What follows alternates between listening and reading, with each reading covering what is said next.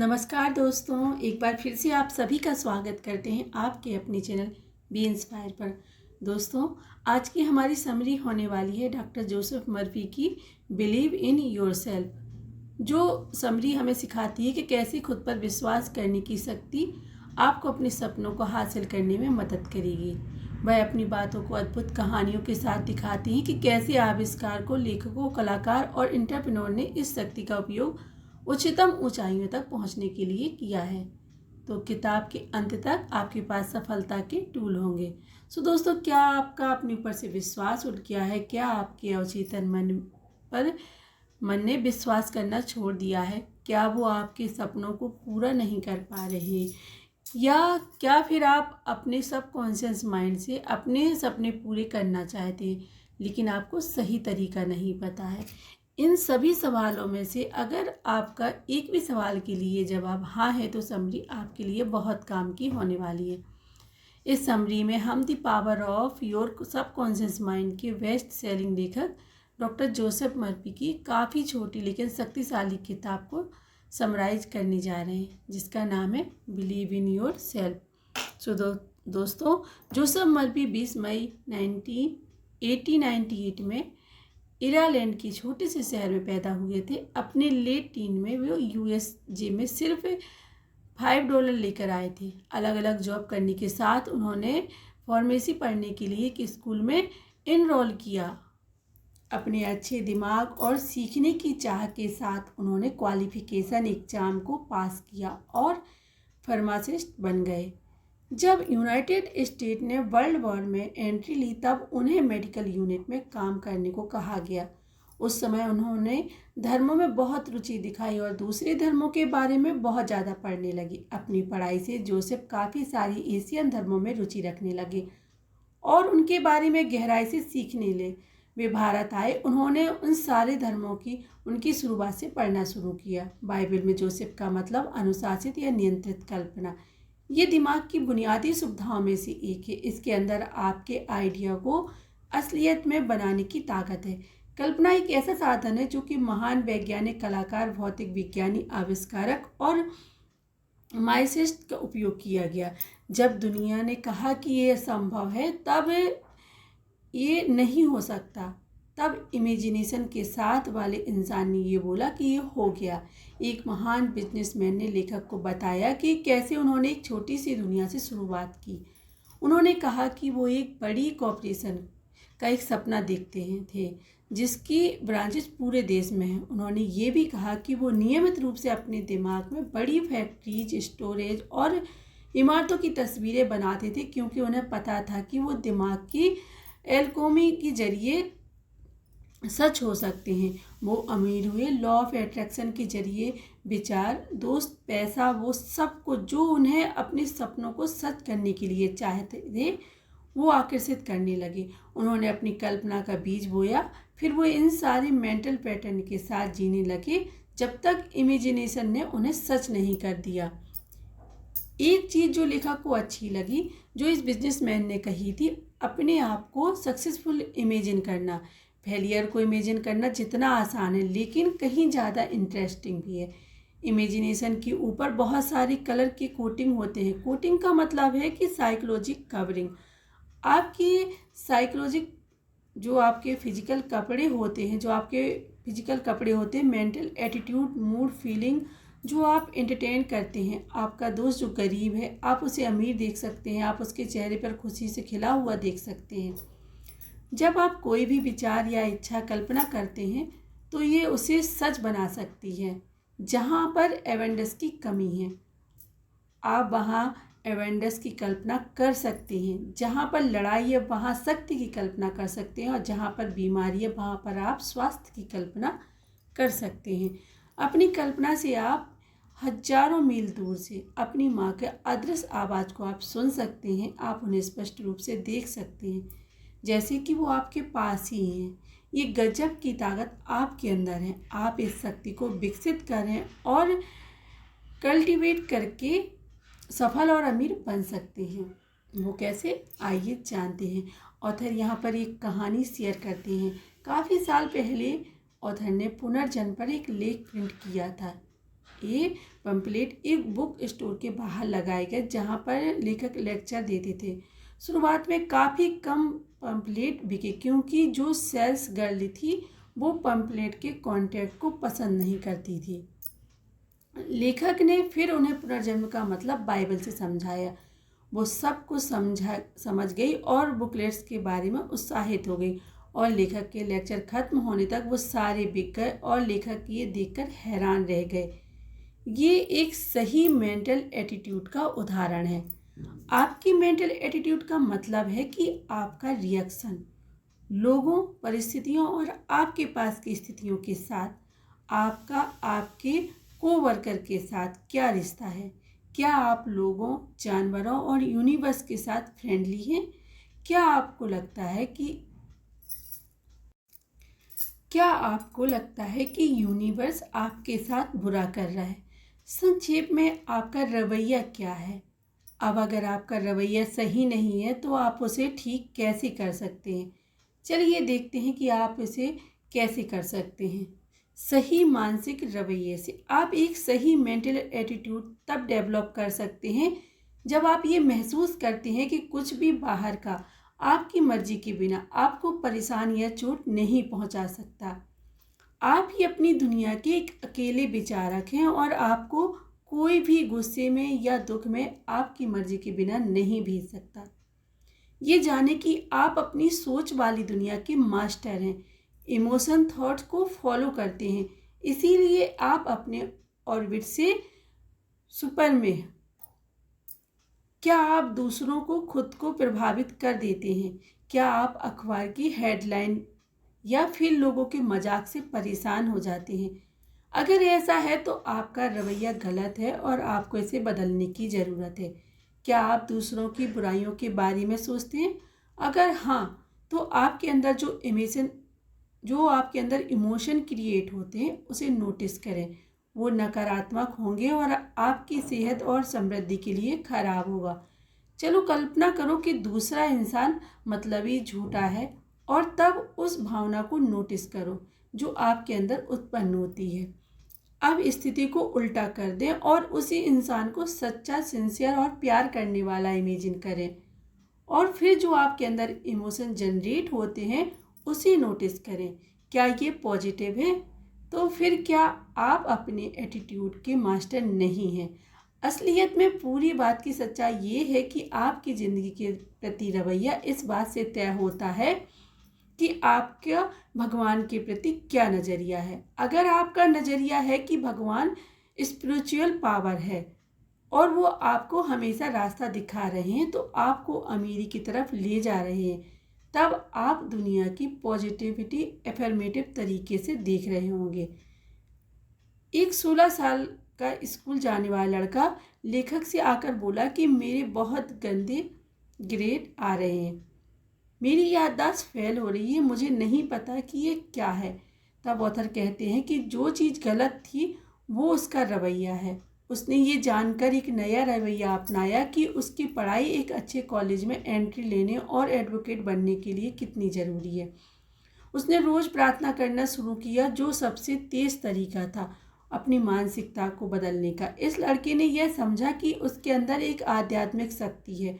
उसने ये दावा करना शुरू किया कि उसकी मेमोरी बिल्कुल परफेक्ट है और इन्फिनाइट इंटेलिजेंस उसे हमेशा वो चीज़ बताती है जो उसे जानने की ज़रूरत है।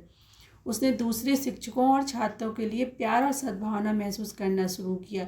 ये लड़का अब उस आज़ादी को एंजॉय करता जो पहले कभी भी नहीं की थी, और ऐसा आप भी कर सकते हैं। वो कैसे? आप अपनी कल्पना की शक्ति से।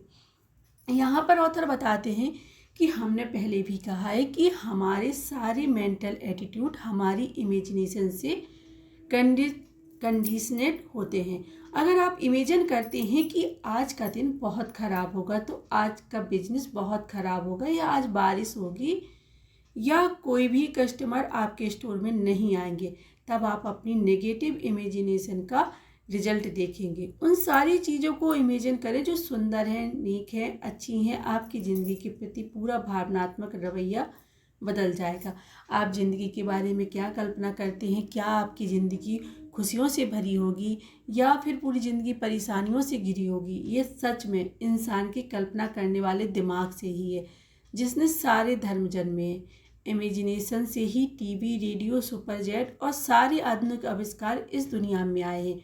आपकी कल्पना इन्फिनिटी है का एक खजाना है, जिसमें सारे चुनिंदा गाने, कला, कविता, आविष्कार सभी निकलते हैं। इमेजिनेशन के बारे में डिटेल में समझने के लिए आप the power of your subconscious mind की किताब समरी पढ़ सकते हैं, जो आपको यूट्यूब पर आपको मिल जाएगी। एक बिजनेसमैन जिसका बिजनेस आगे बढ़ रहा है, लेकिन अगर वो नेगेटिविटी में फंसा है तो उसका इमेजिनेशन को गलत इस्तेमाल का उदाहरण है। वो ऑफिस से घर आता है, उसके दिमाग में विफलता की एक मोशन पिक्चर बनाता है और अपने बैंक अकाउंट को खाली देखता है, अपने घर और बिजनेस को बदलते हुए देखता है। अगर वो हमेशा इस पिक्चर में घुसता रहा तो वो पक्का फेलियर को अपने पास ला रहा है। उसके पास सफलता और असफलता की चॉइस है, लेकिन उसने असफलता को चुना है। ये कल्पना की ताकत है। जो लोग फालतू की चिंताएं लेते हैं वो लोग कभी भी कुछ अच्छा या प्यार नहीं सोच सकते। वो ये जानते हैं कि कुछ बुरा या बर्बाद करने वाला होने वाला है। वो आपको एक भी कारण नहीं दे सकते कि क्यों कुछ अच्छा होना चाहिए, लेकिन वो उन खतरनाक कारणों के साथ तैयार रहते हैं कि क्यों कुछ बुरा होना चाहिए। अब आप पूछ सकते हैं कि ऐसा क्यों? इसका कारण सरल है। ये लोग आदतन नेगेटिव होते हैं, यानी कि उनकी काफ़ी ज़्यादा सोच नकारात्मक और विनाशकारी प्रकृति की होती है। जैसे जैसे ये नकारात्मक विचारों की आदत बनाते हैं तो वे अपने अवचेतन मन को भी नकारात्मक स्थिति में करते जाते हैं। तो अभी चुन लें कि रचनात्मक रूप से सोचना शुरू करना है। सोचने का मतलब बोलना है। आपके विचार आपके शब्द होते हैं। अपने शब्दों को शहद जैसा मीठा बनाओ, जो तुम्हारे कानों के लिए मीठा हो। आपकी इस समय से ये समरी पढ़ते समय क्या इनर स्पीच है? शायद आप अपने आप को कह रहे हो कि मैं नहीं कर सकता, यह संभव है, मैं अभी बूढ़ा हूँ, मेरे पास चांस ही क्या है, मेरे पास पैसा नहीं है। आप देख सकते हैं आपके साथ आपके शब्द शायद मीठे नहीं हैं, वो आपके कान के लिए मीठे नहीं हैं। वो ना ही आपको ऊपर उठाते हैं और ना ही आपको इंस्पायर करते हैं। तो एक संकल्प लें अपने आप को ये शब्द कहकर कि मैं अब से अभी से सिर्फ उन विचारों और आइडिया को अपने दिमाग में जाने दूंगा जो मुझे प्रेरणा देते हैं और मुझे ताकत देते हैं। तो ये सब संभव हो सकता है हमारे सबकॉन्शियस माइंड में सोचने की ताकत।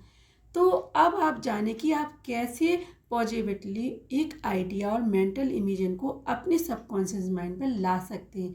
इंसान का कॉन्शियस माइंड पर्सनल और सिलेक्टिव है। ये चूज करता है, एनालाइज करता है और सिलेक्ट करता है। ये रीजनिंग को सारा काम करता है। अवचेतन मन को चेतन मन का सेवक भी कहा जाता है। कॉन्शियस माइंड या सबकॉन्शियस माइंड चेतन मन के सारे आदेश को मानता है। इंसान का चेतन मन एक मेंटोर है और अवचेतन मन इंजन है।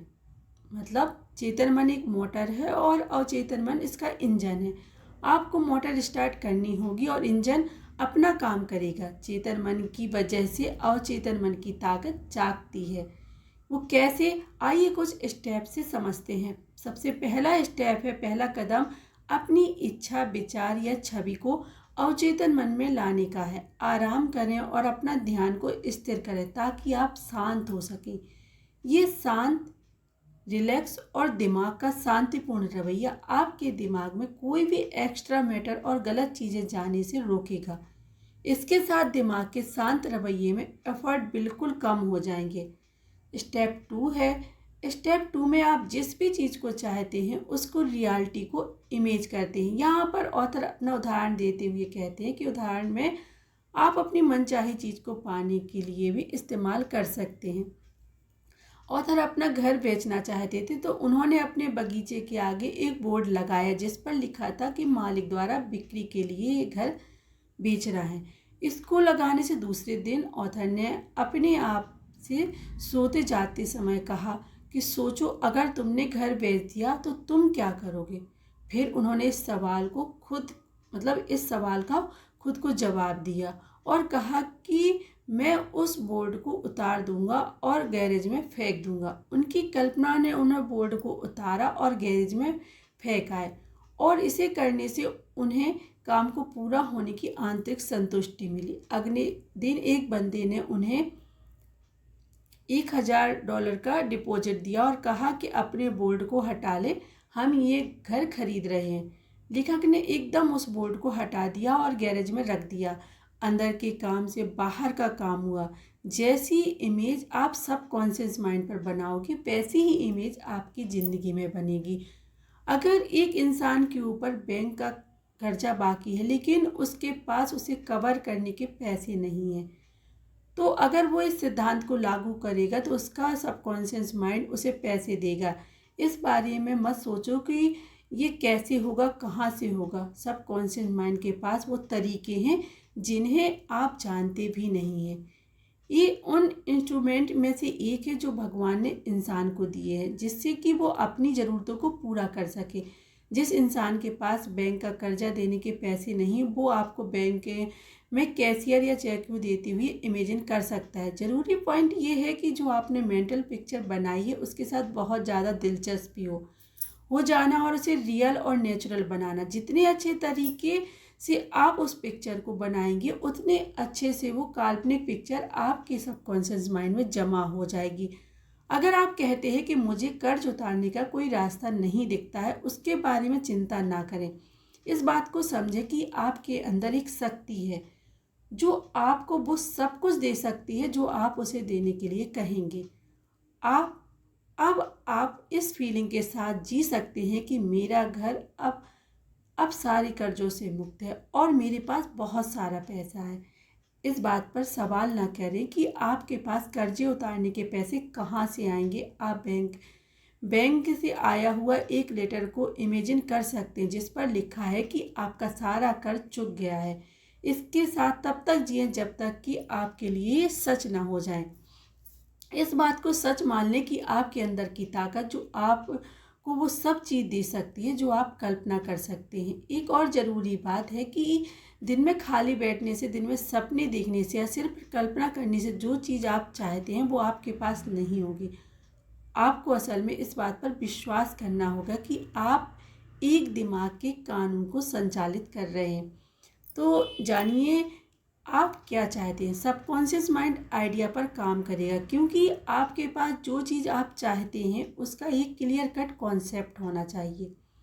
अपनी मनचाही चीज़ों को पूरा होने का स्पष्ट रूप से कल्पना करें। सबकॉन्शियस माइंड एक फिल्म है जिस पर पिक्चर और इम्प्रेस किया जाता है और फिर कॉन्शियस माइंड उस पिक्चर को विकसित करता है और आपकी असल दुनिया यानी कि मटेरियल फॉर्म में भेज देता है। इस एक इंसान जो विश्वास का मेंटल एटीट्यूड रखता है वो ज़िंदगी में सफल होता है।